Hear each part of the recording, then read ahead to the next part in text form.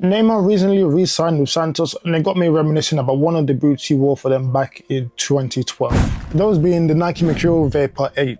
And for some, this is known as the model that saved the Mercurial silo. In this video, I'll be going down memory lane and taking a retrospective look at the boots, as well as answering some important questions. Those being, what made them so good, what they like to play in, and most important of all, would I wear them over the current Mercurial? But first, our story starts in 2011 when the boot was first launched. The boot featured a complete redesign from the previous model. An interesting fact that a lot of people do not know that this Mercurial model used 3 different finishes on its upper. The upper material being the Tajin Synthetic OLM 12, which was a thinner, softer microfiber upper, compared to the Tajin Synthetic OLM 15, which was used on the previous 2 models. First few colorways had this kind of like suede finish on the upper, but it stained really easily and it wasn't too durable. So in order to improve durability, Nike moved to a more leather grain finish, which we see on this colorway here. And then the final kind of texturing that we saw on the upper was seen on the colorways which featured ACC. It was more like that kind of suede one that we saw previously, but this one's a bit more grainy. The other major update to the boot was its outsole. It used a fiberglass outsole which was reinforced from the midfoot to the heel area.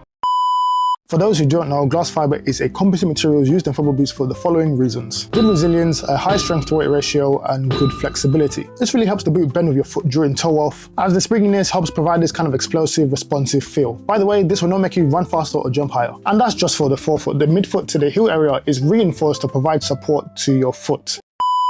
The boot features several bladed studs for traction on grass pitches, and then controversially you had these 2 hollowed out back studs. I think they were hollowed out just for like lightweighting purposes. I've actually owned 2 colorways of this particular model. I owned the launch colorway when it first launched, and recently I got this colorway, which in my opinion is the best colorway of the model, and just in generally I think this is one of the best Mercurial colorways of all time. This was part of the 2012 Euros Clash collection. It was worn by the likes of Cristiano Ronaldo, Eden Hazard and Neymar. And an unknown fact about these boots is that they actually came out with a Sonic the Hedgehog mini game. Now in terms of performance, this is probably the boot that reignited my interest in the Mercurial line. The thin upper gives you a close, responsive touch on the ball that will make you fall in love with dribbling, and just a nice barefoot feeling when you're manipulating the ball in general, so passing, shooting, etc. Comfort wise, they're okay. Like most Mercurials, they're on the narrow side in terms of fit. The upper is very soft and supple. I can't really show it here because I've got a shoe tree inside the boot. Lockdown was good, and the boot actually has like minimal padding, but despite that it was still quite comfortable. And in terms of the performance of the outsole, it does